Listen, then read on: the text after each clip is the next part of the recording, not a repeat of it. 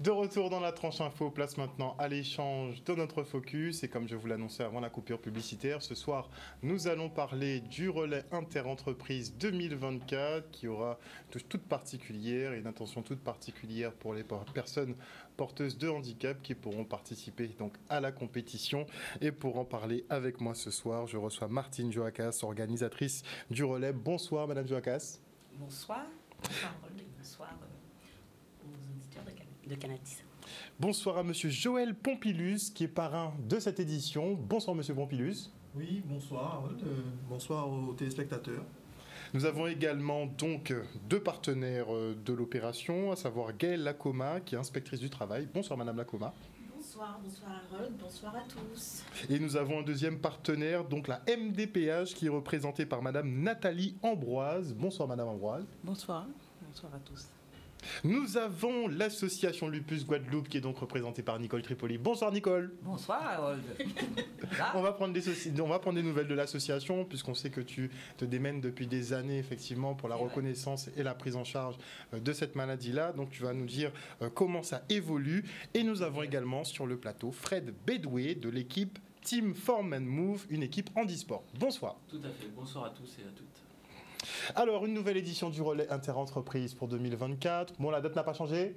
Toujours le 27. Toujours le 27. On passe quand même un petit coucou à qui on sait ? Comme d'habitude. Il va bien ? Monsieur Noyer va bien ? Excellent, excellent. Il se porte bien. Il est à Saint-Martin, donc on le salue. Il sera là pour le relais ? Ah, bien sûr.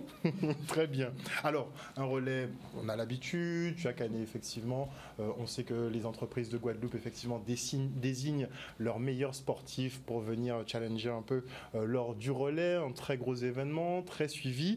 Et vous avez visiblement voulu mettre une touche particulière cette année sur le handicap. Pourquoi ? Mais parce que c'est un fait de société qui nous concerne tous, hein, de près ou de loin. C'était déjà un terme qui était déjà acté en 2020 à cause de la Covid, dont la manifestation a été reportée. Nous, après 3 années d'absence, on revient en 2023 avec un thème sur la cohésion, sur la solidarité, parce qu'on en a eu besoin pendant cette période de crise et de confinement. Et en 2024, on s'est dit quoi de mieux de reprendre où on avait laissé notre thème en 2020, donc avec les mêmes partenaires qu'on retrouve, la MDPH, le conseil départemental, voilà, parce que c'est un sujet qui nous concerne et le relais, de toutes les façons, a toujours bataillé pour parler de thématiques qui nous concernent. Voilà, donc des thématiques telles que la cécité, l'obésité, et puis d'autres, peut-être que je ne m'en rappelle plus, mais en tous les cas, c'était pour nous une cause normale de revenir sur ce thème. Très bien. Donc l'inclusion, c'est une bonne chose. Tout le monde en parle, mais c'est vrai que sur la mise en pratique, c'est beaucoup plus compliqué. On imagine qu'organiser un relais pour des valides et un relais qui prend en considération justement les personnes porteuses de handicap, ce n'est pas la même chose. Je vous assure, c'est pas la même chose. On va dire l'énergie, le temps, l'investissement, l'organisation est décuplé, puisqu'on se retrouve avec une équipe, comment je vais dire, handisport, mais avec une nouveauté cette année, donc une personne, l'inclusion d'une personne en situation de handicap dans chaque équipe. À la date d'aujourd'hui, nous avons 55 équipes engagées. Alors, je ne vous fais pas dire à Gold. 55 équipes engagées, oui. Ah, quand même. Oui. Minimum. Ça représente combien de personnes en tout déjà 1265. 1265. Oui. 1265 participants. Hein. Oui, participants. On n'est pas sur les à côté, sur tout ce qu'il va y avoir autour. 1265 participants, voilà. Ah, donc on monte en gamme vraiment chaque année. Oui. Excellent. Donc c'est une affaire qui fonctionne. Monsieur Pompilus est donc le parrain pour cette nouvelle édition. Comment ça s'est passé ?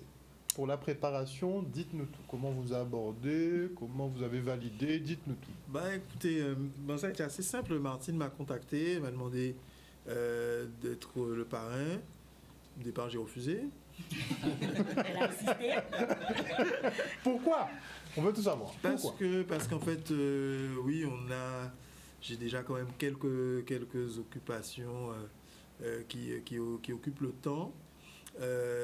La partie professionnelle notamment, Et donc, c'est vrai qu'au départ, je me suis dit que ça allait être très lourd de gérer à la fois toute cette partie professionnelle et en plus le relais. Donc, elle a insisté, elle m'a expliqué que finalement, je n'aurais rien à faire. Et j'avoue que je suis agréablement surpris. Je n'ai rien à faire. Donc, j'applaudis et je félicite en fait l'équipe de l'organisation du RIE qui s'occupe vraiment de tout. Ils ont un conseil d'administration, de nombreuses personnes qui sont Mais nous, on veut savoir investies. un peu. On veut savoir les coulisses. Et à quel point, justement, ils sont investis. Mais ils sont investis parce qu'en fait, ils s'occupent tous les jours. Je vois passer un certain nombre de messages pour l'organisation. Parce que le parrain nous a demandé à intégrer le groupe d'organisation. Oui, parce qu'en fait, c'est la première fois, donc, effectivement, que je suis assez proche de l'organisation du RIE. Nous avons eu l'occasion de participer, parce qu'en fait, je suis président de l'Ordre des experts comptables. Et l'Ordre des experts comptables a une équipe qui a toujours participé au RIE depuis le début. Et donc, en fait, moi, j'étais de loin, puisqu'en fait, on n'avait que nos participants. Je ne connaissais pas du tout l'autre côté de la barrière où on organise tout et on fait en sorte que ça se passe bien du début jusqu'à la fin. Les soignants, les motards. Est-ce qu'on peut dire que vous êtes un peu consultant? Parce qu'il y a des paramètres à prendre en considération. Même pas, je ne suis pas consultant. J'ai juste posé quelques questions sur l'arrivée et savoir effectivement est-ce que pour les personnes à mobilité réduite, comme il y a effectivement un certain nombre de participants qui sont dans le cas, est-ce qu'on aura... on a prévu. Et évidemment, je n'ai eu que des réponses positives. Tout était prévu? Tout a été prévu. Pour une fois, je n'ai pas eu à dire « Ah, vous avez oublié tel ou tel point ». Et donc, non. Tout est voilà. prévu. Il a la géolocalisation déjà de sa place. Ça va être précis au millimètre. Au millimètre. Donc, très, très honnêtement, je suis agréablement surpris. En tout cas, je félicite encore l'équipe. Je félicite Martine. Je crois que c'est tous les participants à cette organisation sont complètement investis, puisqu'il faut comprendre aussi qu'ils ont quand même une vie professionnelle et familiale à côté du RIE. Mais je crois qu'ils passent beaucoup, beaucoup de temps et donc je crois que leur famille ne les voit pas beaucoup en ce moment. Jusqu'à la fin du mois. Jusqu'au 28. Donc, et après, voilà. retour à la normale. Absolument. Donc une bonne organisation. Alors Monsieur Pompilus, qui est donc parrain, vous avez un handicap qui est visible, comme on dit. Donc vous êtes en fauteuil. Je suis paraplégique et donc en fait depuis 99. Et donc voilà, ce qui n'empêche pas d'avoir des activités, de travailler, de profiter de la vie, de faire du sport, parce qu'en fait c'est aussi extrêmement important. Et je crois que le fait d'avoir une équipe, déjà une équipe 100% handi, c'est extrêmement important pour démontrer aux personnes qui sont porteuses de handicap qu'elles peuvent participer, qu'elles peuvent s'amuser, prendre du plaisir aussi dans ce type de manifestation. Alors, il y a les porteurs de handicap visibles, mais il y a aussi les porteurs de handicap invisibles, dont effectivement les personnes qui sont atteintes donc, du lupus, entre autres. C'est une maladie que j'ai découvert grâce justement à ton association il y a quelques années, puisqu'on n'en parlait pas du tout. Il y a une dizaine d'années encore, on en parlait justement, elle a 10 ans, l'association, au mois de juillet. Donc, voilà. En fait, les 10 ans. En fait, les 10 ans. C'est une bonne chose. Alors, est-ce que la prise en charge a été améliorée? Est-ce que l'écoute a été améliorée au niveau des services publics, des professionnels de santé? Est-ce que ça s'améliore? Alors, s'il faut reprendre depuis la création de l'association, oui, ça s'est amélioré. Après, on a eu un creux à la crise Covid, où on a perdu quand même pas mal de médecins. Et encore aujourd'hui, c'est encore difficile puisqu'on se retrouve avec un interniste sur le département qui est le docteur Baillet. Donc, voilà, un seul. Donc pour la prise en charge? Pour la prise en charge, il y a encore du travail à faire. Par contre, pour l'accompagnement de nouveaux patients qui passent par l'association, ah oui, on a fait beaucoup de choses. On accompagne sur la reconnaissance, sur la prise en charge administrative. Oui, il y a un travail de fond qui est fait et on a un retour plutôt positif. Donc les malades justement se sentent moins seuls? Moins seuls, c'est surtout l'objectif premier de l'association, c'est de rompre l'isolement, puisqu'on a tendance, lorsqu'on a l'annonce de la maladie, se retrouver avec ses médicaments, ses douleurs, sa fatigue, enfin, etc. On a tendance à se replier sur soi-même. La difficulté de compréhension de l'entourage aussi, puisque étant c'est un handicap invisible, maladie chronique, évolutive. Donc voilà, l'association est là aussi pour accompagner, sortir de l'isolement les personnes atteintes. Donc je disais pas seulement du lupus, puisque lorsqu'on a le lupus, on développe d'autres pathologies auto-immunes. Donc voilà, c'est pas toujours évident de vivre au quotidien avec ce lourd, on va dire, fardeau. Donc non seulement la pathologie, mais aussi il y a le traitement, et pour pouvoir mener une vie tout à fait plus ou moins normale au quotidien. Alors, il faut lutter effectivement contre cet isolement, Oui, participer à des activités. tout à Bon, fait. quand on a les douleurs, ça peut être compliqué. Ça peut être compliqué. Mais vous avez choisi de participer quand même au relais. Ah ben, j'ai été invitée, hein, comme j'ai dit tout à l'heure, je l'ai dit en off, voilà, j'ai été invitée par Madame Lacoma qui m'a demandé de participer, de mettre en avant justement cet handicap invisible. C'est une porte ouverte aussi pour nous de communiquer encore sur la maladie puisqu'elle est encore méconnue. Dernièrement, on a fait un micro-trottoir, la dernière émission télé qu'on avait fait. Quand on pose lupus, ben, les gens me demandent qu'est-ce que c'est. Et pourtant, on a fait beaucoup d'activités de communication pendant 10 ans, donc encore et encore. Donc oui, il y avait, au départ, j'ai dit, fais un peu comme le parrain, j'ai dit non. Mais C'est quoi? après... C'est la course qui est fraîche? C'est quoi? Il faut nous dire, hein? Non, je te dirai après. Donc quand elle m'a dit que oui, c'est une possibilité aussi d'en parler, donc j'ai dit oui. Donc je serai présente à cette manifestation le 27 mai. Oui. Alors, on va se tourner vers Madame Ambroise, puisque vous êtes un peu en charge du handicap ici en Guadeloupe. Et en parallèle, je parle aussi à l'inspection du travail, puisque le relais, il porte bien son nom, c'est le relais inter-entreprise. Les entreprises, normalement, doivent intégrer un certain pourcentage de personnes porteuses de handicap. Où en sommes-nous? On est très en deçà des chiffres, toujours? Alors, forcément, vous imaginez qu'il y a un décalage avec ce qui devrait être fait. Vous avez bien fait de le rappeler qu'un certain nombre d'entreprises, donc dès lors qu'elles ont à partir de 20 salariés, et aussi les administrations, parce que c'est pas que le privé, hein, donc le privé et le public. Et le privé, dès lors qu'ils ont des collectifs de travail de salariés, de plus de 20 salariés, ils ont l'obligation de pouvoir recruter à peu près 6%. En tout cas, leur effectif total doit respecter cette norme. Vous imaginez qu'on est très loin, on est très en deçà. On est sur une moyenne de combien? Alors, dans le secteur privé, il y a peut-être des chiffres à consolider, mais nous sommes à 2,71%. Au lieu de 6, et je pense que ça peut être plus bas, puisqu'il y a des éléments à consolider avec... Donc 6%, c'est déjà pas beaucoup, mais on a 2%. 2,71%. Et ça peut être plus bas, puisqu'il y a des éléments à consolider avec URSSAF.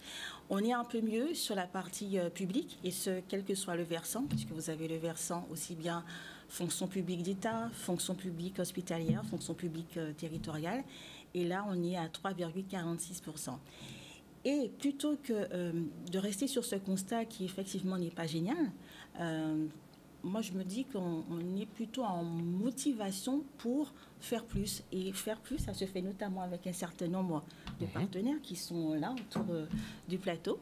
Et effectivement, vous avez dit que j'étais donc inspectrice du travail, mais je précise sur une politique qui est dédiée à l'insertion professionnelle des personnes en situation de handicap. Puisque comme on dit, tout le monde, c'est Moon. Et je dirais que le slogan de cette politique qui est portée par le ministère du Travail, de la Santé et des Affaires sociales, c'est de se dire que dès lors qu'on a un projet professionnel, et ce à partir de 15 ans voilà, notamment par le levier de l'alternance, on peut se projeter et faire comprendre aux employeurs, lorsque nous sommes amenés à les rencontrer dans le cadre de différents formats de sensibilisation, que face à leurs besoins de recrutement, qui sont assez souvent dépourvus, autant pouvoir aussi recruter autrement des personnes qui sont compétentes ou qui, si elles ne le sont pas encore, gagnent à être accompagnées en la matière. Et là, vous avez un certain nombre de partenaires. Je pense notamment à ceux de Cap Emploi, de France Travail, qui, dans les agences... Cap Emploi, pour que les gens comprennent, c'est un peu Cap la section de Pôle Emploi dédiée. Alors, c'est Cap Emploi, c'est un organisme spécialisé qui est spécialisé dans l'accompagnement, dans l'insertion professionnelle, mais aussi ce qu'on appelle le maintien d'emploi. très rapidement, maintenir un emploi, c'est une forme de reclassement, soit en interne dans l'entreprise ou bien dans l'administration, ou bien ça peut être un reclassement en extérieur, c'est-à-dire une reconversion vers autre chose. Mais notre leitmotiv, je dirais, tous autour de la table, c'est de se dire que lorsqu'on est une personne en situation de handicap, donc 20% visible, 80% non visible, comme par exemple pour les personnes qui sont atteintes de lupus, le seul handicap, c'est de ne pas pouvoir travailler. Et donc, notre but, je dirais, collectif, c'est de pouvoir convaincre les employeurs que handicap peut aussi rimer avec compétence, savoir-faire, performance.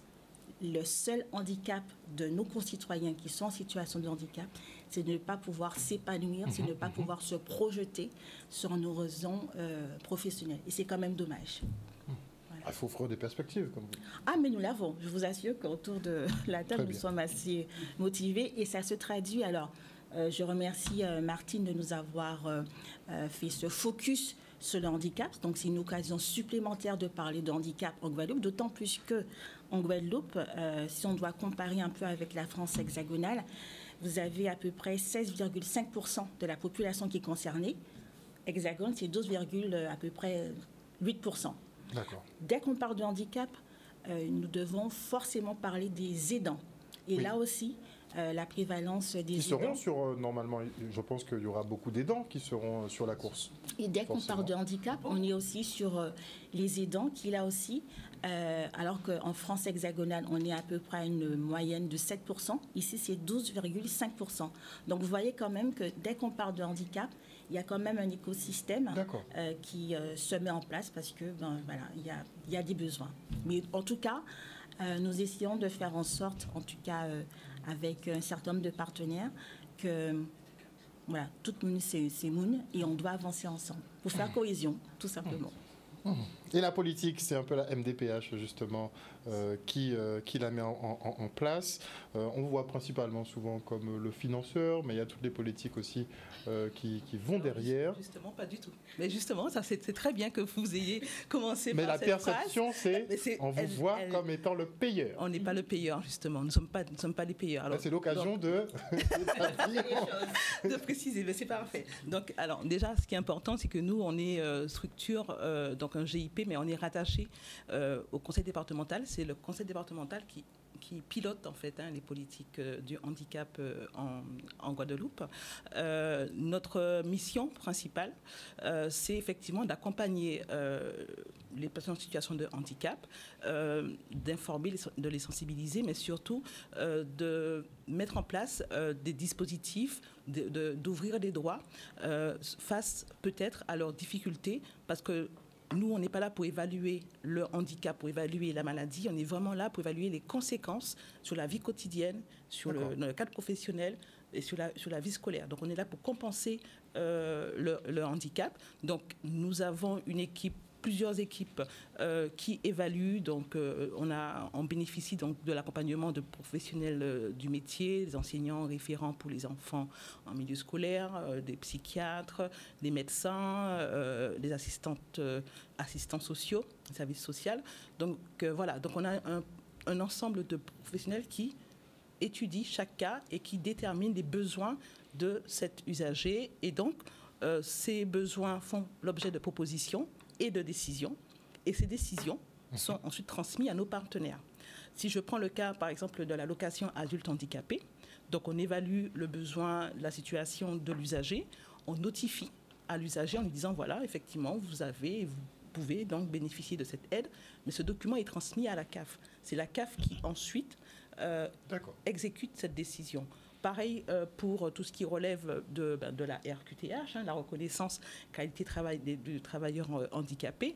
On fournit ce document que la personne en situation de handicap fait valoir auprès de son entreprise. Voilà. Donc on est vraiment là pour évaluer, donner une décision, et nos partenaires et notamment financier. On n'a aucun budget de financement sur le sujet.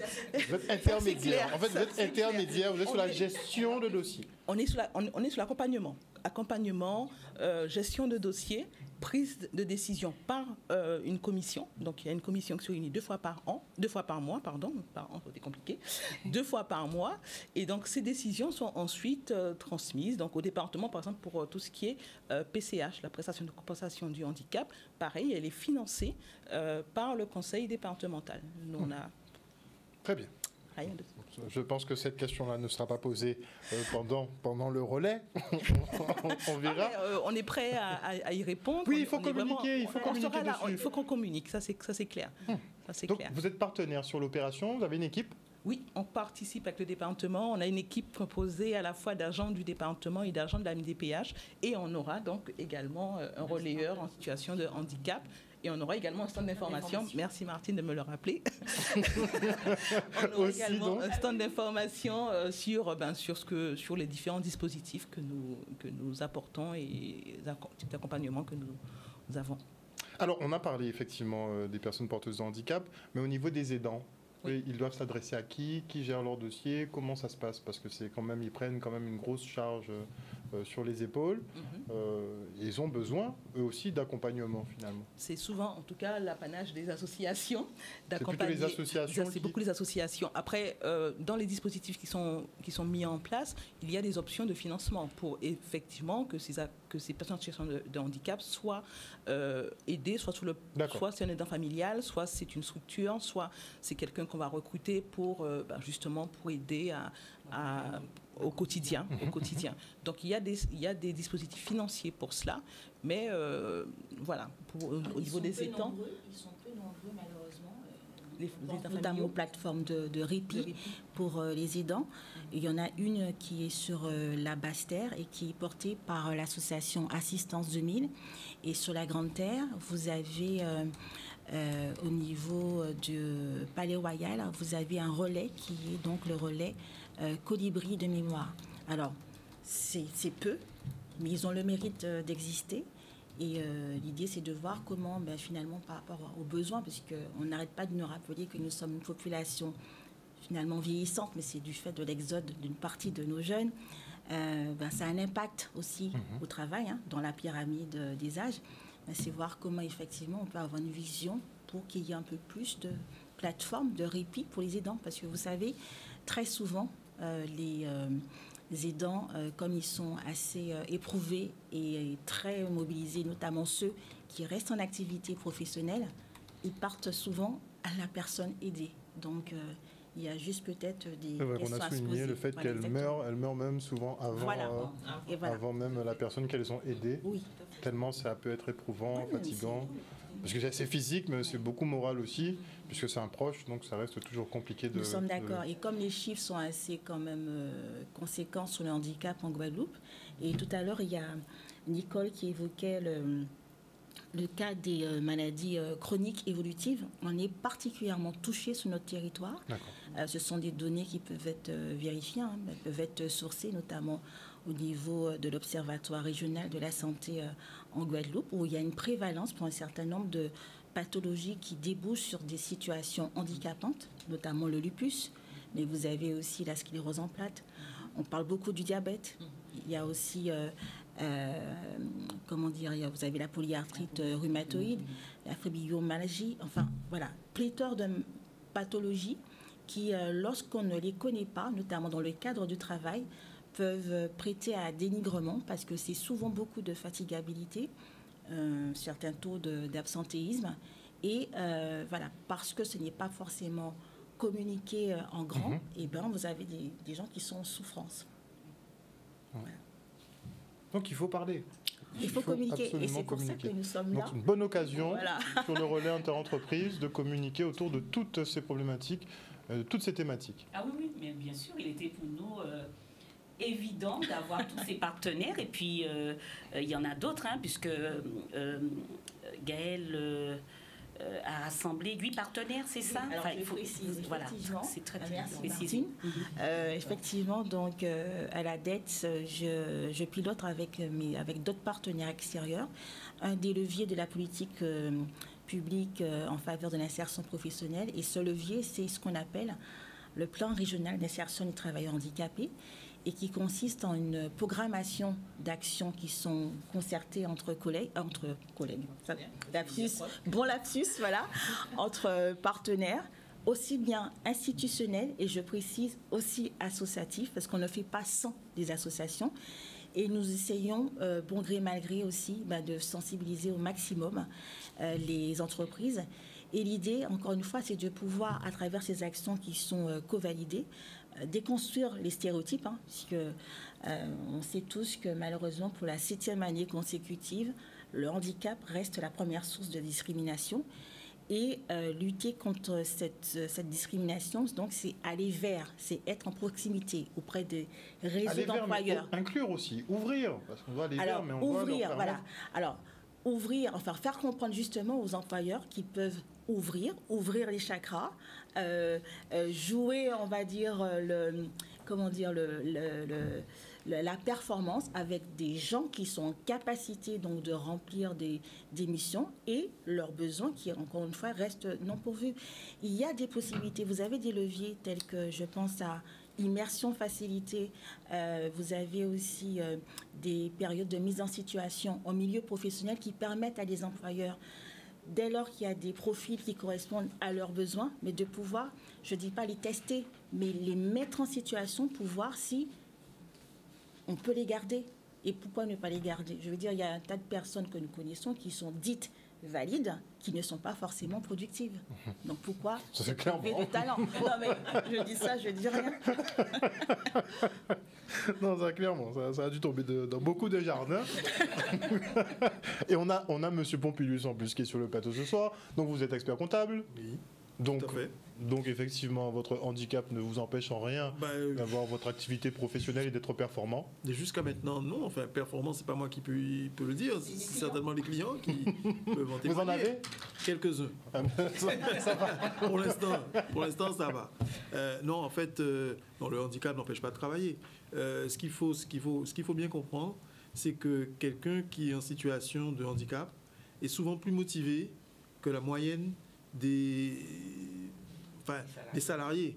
Il a envie de démontrer qu'il est capable. Il a envie de démontrer que l'employeur a eu raison de lui faire confiance. Voilà. Et pour avoir été salarié, moi, avant d'être expert comptable à mon compte, effectivement, j'ai eu aussi ces problématiques, j'ai rencontré ces problématiques où, bien que j'étais déjà dans l'entreprise avant cette situation de handicap, bien en fait, forcément, il y a quand on redémarre l'activité, une méfiance qui disparaît très rapidement, parce qu'en fait les gens constatent que on est capable on est toujours aussi vif, on peut répondre et porter sa contribution pour faire avancer les dossiers. Donc techniquement, oui, ce qui a été dit tout à l'heure, c'est que la personne qui est porteuse de handicap a besoin effectivement de se socialiser, des fois de se resocialiser. Parce qu'en fait, s'il ne peut pas aller au travail, comme tout le monde, il est chez lui, il ne fait rien. Peu de gens vont passer le voir dans la journée parce que souvent, les personnes qui sont proches de lui ou d'elle sont au travail.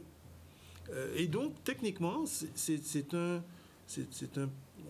gouffre en fait, dans lequel tombe cette personne. Et pour en sortir, c'est vrai qu'il est important de pouvoir accéder à une activité socialisante comme le travail. Se prendre le matin, se préparer, arriver au travail, démarrer ses dossiers comme tout le monde, discuter avec les collègues comme tout le monde, c'est extrêmement important. Donc c'est vrai que... participer aux activités sportives aussi en équipe. Les activités sportives, alors on va revenir dessus, parce que c'est vrai que ça aussi c'est une clé dans la santé, aussi bien physique que mentale, d'une personne en situation de handicap. Faire du sport, ça lui permet d'extérioriser aussi son stress, de sortir pareil, parce qu'il va rencontrer des gens. Dans une équipe, par exemple, je sais pas, il y a des gens qui font du basket en fauteuil. en fait, il rencontre des copains. Donc, il va s'amuser comme les gens qui vont jouer en playground. Il va travailler à améliorer son shoot, il va travailler à améliorer son esprit d'équipe. Donc, techniquement, c'est important de faire du sport, c'est important de travailler. Et comme on a dit tout à l'heure, c'est important de prendre du plaisir en famille ou avec des amis. Là, encore faut-il, et moi j'aime bien le rappeler, encore faut-il travailler à l'inclusion. Il y a besoin d'équipements spécifiques, il y a beaucoup de choses à mettre à niveau pour vous permettre justement d'être déjà plus mobile. Très clairement, on a des progrès à faire. La France fait partie des pays qui sont les plus en retard sur un certain nombre d'équipements et sur l'accessibilité. Bon, on est en retard, mais ça ne veut pas dire qu'on est les derniers. Donc il y a quand même des choses. Voilà, il y a des choses qui évoluent, des choses qui s'améliorent. Et ce que j'ai envie de dire, c'est que ça ne peut pas être un frein. Parce que si on a des amis, comme tout à l'heure, on m'a aidé à monter et à m'asseoir sur la chaise. Donc, pourtant, je ne connais pas beaucoup de monde ici, mais on m'a aidé. Donc, ça veut dire que quelqu'un qui est en situation de handicap va trouver forcément de l'aide quand il sortira de chez lui. Pour tout ce dont il a besoin. Quel que soit le pays, quel que soit l'endroit où il va. Donc, il ne faut pas hésiter. Donc, il faut qu'il sorte. Maintenant, c'est vrai que pour les parents et les aidants, les accompagnants, c'est pas chose simple parce qu'en fait, ils ont toujours peur qu'il survienne un incident, une problématique. Et donc, ça crée un stress que de sortir avec quelqu'un, d'accompagner quelqu'un, un membre de sa famille ou un ami qui est en situation de handicap. Mais techniquement, il faut l'encourager, il faut que ça se fasse parce que sinon, ça veut dire que ce dont on a parlé tout à l'heure, le stress des aidants vient aussi du fait qu'ils restent toujours à la maison avec une personne qui est frappée de handicap, quel qu'il soit, visible ou invisible. Donc le fait de sortir, d'aller au cinéma, d'aller au restaurant, d'aller à la plage quand ils peuvent, en forêt, les balades en forêt, c'est plus compliqué, mais il y a quand même un certain nombre de choses et d'installations qui sont accessibles. Et avec un petit coup de pouce, un petit coup de main, on arrive à faire beaucoup de choses. Voilà. Très bien. Très bien. Alors, on va poursuivre. Petite précision, parce qu'on n'a pas encore parlé du règlement, parce qu'on ne va pas courir n'importe comment non plus dans le relais. On parlait de personnes porteuses de handicap, donc il y aura une équipe, on va en parler. Mais est-ce que chaque équipe doit inclure une personne porteuse de handicap minimum ou bien non? C'est au choix. Oui, c'est l'évolution du règlement de cette année. C'est chaque équipe doit inclure une personne en situation de handicap. Donc c'est obligatoire. On n'y déroge pas. Donc en fait, c'était le mot d'ordre. Et c'était surtout, ça je me rappelle, quand on a eu notre réunion en décembre avec le conseil départemental, c'était aussi l'une des conditions... c'était l'une des conditions pour être partenaire, pour que le conseil départemental, je me rappelle bien le mot de l'élu, quelles conditions avez-vous mis pour permettre vraiment de valoriser cette thématique que vous voulez mettre en évidence cette année. Voilà. Donc, effectivement, on n'y déroge pas. Après, nous avons des équipes comme celle de Fred, qui est une équipe handisport. 100% handi. 100% handi, de toutes les façons, je le laisserai s'exprimer tout à l'heure. Mais c'est vrai qu'ils sont à nos côtés depuis 2014. 2014, voilà. La première participation, et il faut les voir, ils sont heureux, les relayeurs en situation de handicap. Franchement, ils sont très contents. Alors, M. Pompidou nous disait justement que pour le travail, ils sont 2 fois plus motivés. Est-ce que pour le sport aussi?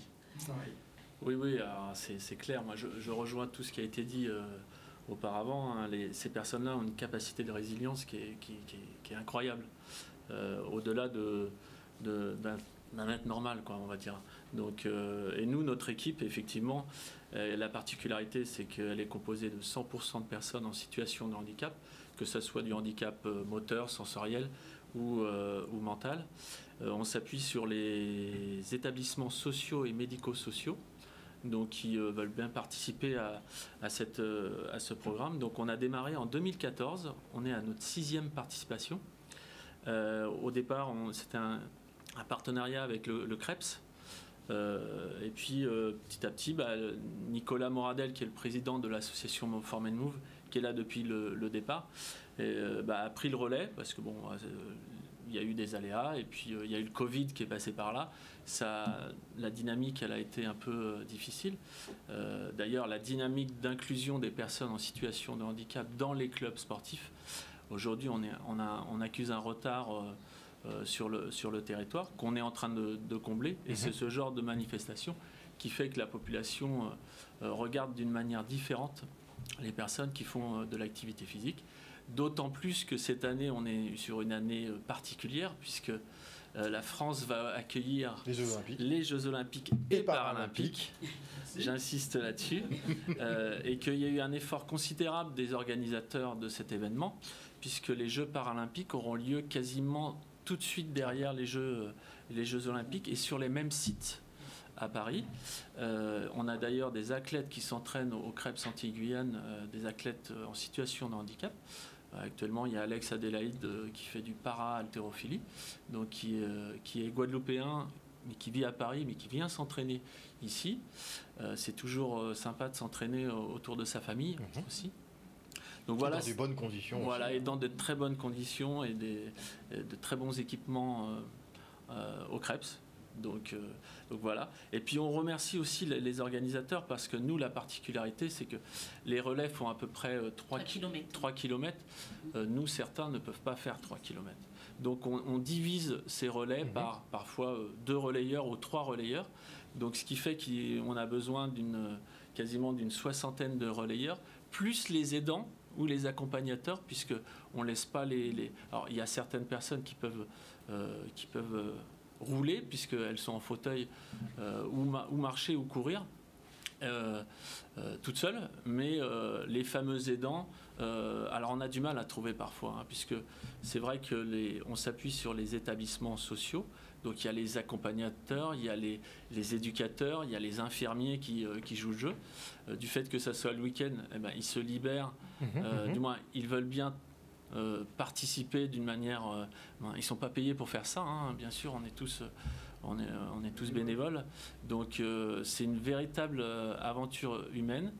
Et puis on prépare, comme des athlètes, cette équipe-là. Et donc on s'entraîne sur le stade des Abîmes, qui a bien voulu prêter aussi les installations.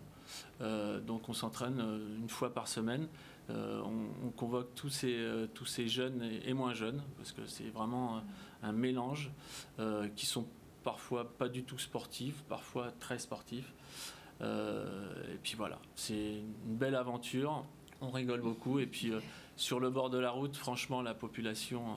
alors déjà que c'est un événement incroyable, et alors nous, quand on passe... on vous le rend bien. Ah ouais, ouais, j'en ai à la chair de poule, c'est magnifique. Et moi, depuis le début, je suis dans cette aventure et je suis très content d'y participer. Donc il y a 1200 participants en moyenne. Vous nous avez dit que votre équipe, vous avez déjà 60 relayeurs uniquement dans ouais, votre à peu près. J'ai pas les chiffres exacts, mais on est beaucoup plus nombreux que... Parce que vous en mettez 3. Ouais, on met à peu près 3 par relais. Ouais. En moyenne 2 ou 3. On est trop plus en riz. Donc, mais ce qui demande beaucoup plus d'organisation. Oui. Parce qu'en fait, c'est dossard. Voilà, c'est autant de relayeurs, c'est autant de dossards et c'est autant de bracelets également. Aussi. Donc en logistique, c'est plus. Sur l'organisation même, sur le tracé, c'est un peu plus particulier. Mais plus il y a de participants porteurs de handicap, dans tous les cas, mieux c'est. Donc il faut travailler pour ça. C'est franchement génial. Voilà, je voulais juste rajouter une autre équipe particulière. Nous avons cette année une nouvelle équipe. Alors je tiens aussi à le dire, sur les 55 équipes, on a 17 nouvelles équipes. D'accord. Voilà. C'est-à-dire... Eux, on sent qu'ils sont venus, ils ne sont pas venus là pour rigoler. S'il y a 17 entrants... il y a des sortants. Il y a des sortants, mais il y a des entrants aussi. Et parmi les 17 nouvelles, on accueille cette année la clinique choisie. D'accord, on leur fait aussi un clin d'œil. Avec une particularité, puisque j'ai discuté avec l'un des directeurs, c'est qu'en fait, ils ont pris le pari de faire courir leurs patients. D'accord. Oui. Excellent. Voilà. Excellent. Leurs patients. Le centre de rééducation. Oui. Voilà. Donc, oui. Donc, donc, il m'expliquait que c'était vraiment l'initiative du personnel soignant qui souhaitait faire participer, puisque c'est également, on va dire, cette activité sportive, c'est également, on va dire, un moyen thérapeutique aussi. Voilà. Donc, c'est pas une équipe handisport, on est d'accord, mais c'est une équipe aussi qui a sa particularité. Et je voulais aussi en profiter pour remercier la CAMA parce que pour qu'on puisse mettre ce projet en place, il fallait bien discuter avec tout, comme nous avons discuté avec le conseil départemental, et il fallait aussi s'armer, il fallait bien s'entourer. Et donc la CAMA nous épaule, nous encadre sur cette partie travailleurs en situation de handicap. C'est quoi la CAMA ? La CAMA, c'est l'association, c'est également une association qui œuvre pour les personnes en situation de handicap et qui est gérée par M. Vati. Donc, nous sommes en collaboration depuis le mois d'octobre et en fait, il intervient parce qu'il faut savoir que sur les 55 équipes, ce n'est pas toutes les entreprises ou toutes les équipes qui ont une personne en situation de handicap. Puisqu'on est à 2%. Voilà, on est d'accord. Donc, on va dire que c'est un pourvoyeur de travailleurs en situation de handicap, mais des sportifs ou non sportifs. Voilà, donc je voulais vraiment les saluer parce que c'est grâce à eux aussi qu'on a pu en mettre en œuvre ce règlement. Voilà. Donc c'est vraiment un travail d'équipe. Ah oui. Gros travail d'équipe pour effectivement mettre au point donc cette nouvelle formule du relais interentreprise. Donc chaque équipe cette année devra faire participer un porteur de handicap, un ou plusieurs. Un ou plusieurs. C'est au choix. Oui, parce qu'il y a certains. Oui, la CAMA, par exemple, qui a également son équipe, donc ils ont plusieurs. Voilà, ils ont plusieurs. L'organisation aussi, hein. Nous avons aussi... Combien vous en avez ? Nous avons... oui, ils nous ont proposé aussi, puisque c'était aussi notre objectif, pas seulement pour les équipes, mais aussi l'organisation d'avoir à nos côtés des personnes en situation de handicap. Donc, nous en aurons 2 ou 3, en tous les cas. Alors, je sais qu'il y en a une qui est censée être... Puisque moi aussi, j'avais demandé que quelqu'un intègre mon équipe. Et puis, je sais qu'il y en aura une qui sera aussi pour les formalités administratives au départ. Voilà. En tout cas, ils ont leur place sur l'opération. Ah oui, Par intégrante, d'ailleurs, de toute façon, on ne fera pas sans eux cette année, ça c'est clair. Et on salue effectivement l'organisation donc de ce relais interentreprise spécial, on peut le dire, spécial handicap. Il y aura un gros focus dessus. Il y aura aussi des stands d'information. Donc ce sera l'occasion de parler de maladies qui sont très peu connues, de prise en charge, de qui fait quoi. C'est très important de savoir qui fait quoi. Moi, j'invite aussi les aidants qui n'ont pas encore de solution de répit, entre guillemets, de se rapprocher de vous. On va faire un petit tour de table rapide, juste pour inviter tout le monde à venir vous soutenir justement au bord des routes. On commence avec l'inspection du travail. Donc, en tout cas, à Tanzot, le 27 mai, notamment les partenaires du plan régional d'insertion des travailleurs handicapés, nous aurons un stand conséquent, où nous pourrons retrouver Association Lupus Guadeloupe, mais aussi l'IREPS, l'ALEFPA, APF, Pôle Guadeloupe Autonomie, entrepreneur social, donc Michael Mézance de Concept Attitude Plus, mais nous allons retrouver aussi la GIFIP, la mission locale et bien évidemment la DETS. Voilà. Alors moi, je vais peut-être rajouter le parcours, parce qu'on n'a peut-être pas trop parlé du parcours. Départ de Petit-Bourg, arrivé à Vieux-Habitants. Petit-Bourg, Vieux-Habitants. Vieux-Habitants, donc c'est une première. Ça fait de la route. Ça fait de la route, ça fait des montées, beaucoup de montées. Donc, beaucoup de montées. Ça allait, ça pétille. Voilà, donc en fait, c'est inviter la population à venir... sur tout le parcours, entre Petit-Bourg soutenir, et Vieux-Habitants. Voilà, soutenir nos équipes et puis être présent également au village de Vieux-Habitants où on va donner le maximum d'informations. Venir s'informer au village sur les différentes associations, avec les différentes associations qui seront présentes ce jour-là. Moi, je voulais dire que cet événement a été labellisé Grande Cause Nationale par le ministère des Sports. Carrément. Oui. J'ai la double casquette. On peut être modeste, mais il faut le dire quand même. Non, c'est très important, oui. Oui, comme on est en année exceptionnelle olympique et paralympique, moi j'ai la double casquette. Je travaille pour le ministère des Sports aussi, ici en Guadeloupe. Et on a proposé, de labelliser cet événement. Donc, il fait partie de l'ensemble des événements nationaux labellisés Grande Cause Nationale, qui est la promotion de l'activité physique et sportive pour tous. Très bien. Voilà. Monsieur Pompilius.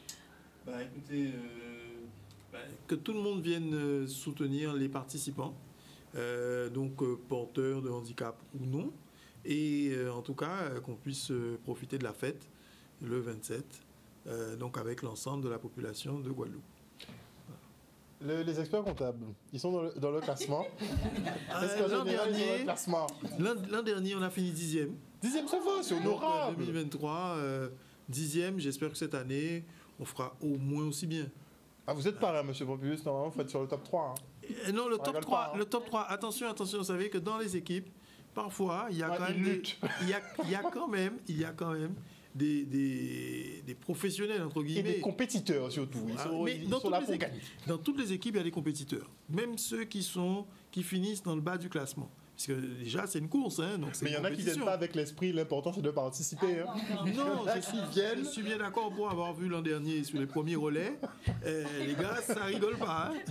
Ça ne rigole pas. Alors, chez les experts comptables, en fait, on a des consoeurs, des confrères, des collaborateurs qui s'entraînent depuis à peu près 2 mois et demi et qui font effectivement, qui espèrent pouvoir faire une bonne figure. Bon, et en parlant de confrères, il y aurait une petite surprise parmi l'amicale des experts comptables. Par contre, Harold, ça sera la surprise pour toi. Mais il ne faut pas me dire ça maintenant. Il ne fallait pas me dire ça. Non, je lui disais parce qu'au contraire, c'est pour qu'il soit aux abords. Alors moi, je ne sais pas à quel point relais il sera. Je ne sais pas. Qu'est-ce que c'est que cette affaire? Oui, il faut une surprise. Voilà. Mais c'est un expert comptable. Bon. Voilà. C'est un expert comptable? Oui, c'est un expert comptable, mais qui a une double casquette. Mais oui, je sais c'est qui. C'est qui? Il a un cabinet à Jarry. Oui. Nous pas nommer non. Je laisse la surprise. On laisse la surprise. Mais je sais c'est qui. Il reprend sa casquette professionnelle pour qu'il puisse courir avec sa famille professionnelle. Très bien. Il a intérêt de faire une performance. On va le surveiller. Attention, ceux qui participent ont dû passer les tests. Oui. Donc s'il fait partie de l'équipe, c'est qu'il est qualifié. D'accord. Vous avez une compétition interne déjà pour déterminer. Vous prenez pas ça à la rigolade. Non, ça fait plaisir. En général, c'est pas amical seulement. Hein. Je pense que c'est toutes les équipes qui font passer des tests. En général, les experts comptables ne rigolent pas. Ils sont toujours sérieux. Carré. Ça compte. Clairement. Et le mot de la fin pour Madame Joacas. Alors, j'ai oublié de dire. Cette année, le relais ne commence pas le 27 mai. On aura le temps, puisque je pense qu'on a encore une autre émission. On en parlera de l'animation. Le relais commence cette année le 25. D'accord? Donc par une soirée commémorative organisée par la ville de Vieux-Habitants, d'accord, avec des sujets qui traitent de la commémoration, de l'histoire. Voilà. Donc on invite la population dès le 25, okay, et puis le 27. Soyez présents, nous force là, voilà. Ces relayeurs-là, on va dire force-là, c'est là qui est en situation de handicap là, c'est valide là, mais c'est là aussi qui est en situation de handicap. Voilà, donc que la population soit avec nous dès le départ, à Petit-Bourg, jusqu'à Vieux-Habitants. Et puis après, venez faire la fête avec nous à Vieux-Habitants. Très bien. Alors, je ne sais pas exactement quelles conditions météo on aura sur la fin du mois. En tout cas, il fait extrêmement chaud. Oui. Il fera beau, mais il fera extrêmement chaud. J'espère qu'il y a un partenaire, son nom commence par K, ça finit par PES. Il faudra de l'eau. Qui est présent. Ils sont présents? Oui, ils sont un partenaire qui commence par K et finit par PES. Il sera là? Plus que là. Il y a une équipe. Les mascottes, oui, également. Hein, ils ont également une équipe. Très bien. Voilà, donc les mascottes seront là. Ils ont même alors, comment ça s'appelle? Comment elle m'a dit ça? C'est un Mendry. Voilà, c'est celui qui distribue de l'eau au public. Voilà. Il y aura un. Les petites motos là, oui, il peut distribuer. Voilà, d'accord. Ok. En tout cas, le carnaval. Exactement, c'est ça. C'est le même bruit, je pense. Ouais. Il faudra y penser parce qu'il fait très très chaud. Hein. On atteint des températures de 2001 là, en ce moment. Donc autant bien prévoir tout ça aussi. En tout cas, merci beaucoup à vous tous d'être venus sur ce plateau ce soir. Merci. Et nous présenter donc ce relais interentreprise qui sera les 25 et 27 mai prochains. Donc ça commence par un village depuis le 25 donc à Vieux-Habitants et après on a le relais entre entre Petit-Bourg et Vieux Habitants sur la journée du 27. N'hésitez pas à vous positionner. C'est un peu comme le Tour cycliste. Vous vous positionnez et vous venez acclamer effectivement vos participants préférés ou tout le monde, puisque effectivement, on rappelle que c'est une spéciale handicap. Chaque équipe doit compter au moins un participant porteur de handicap. Et ça, c'est exceptionnel. Et on rappelle que vous êtes labellisé donc. L'événement est labellisé Grande Cause Nationale et puis il y aura une équipe 100% handi qui est l'équipe Form & Move. Super. Merci encore. Merci. Et on se retrouve demain. Bisous tout le monde.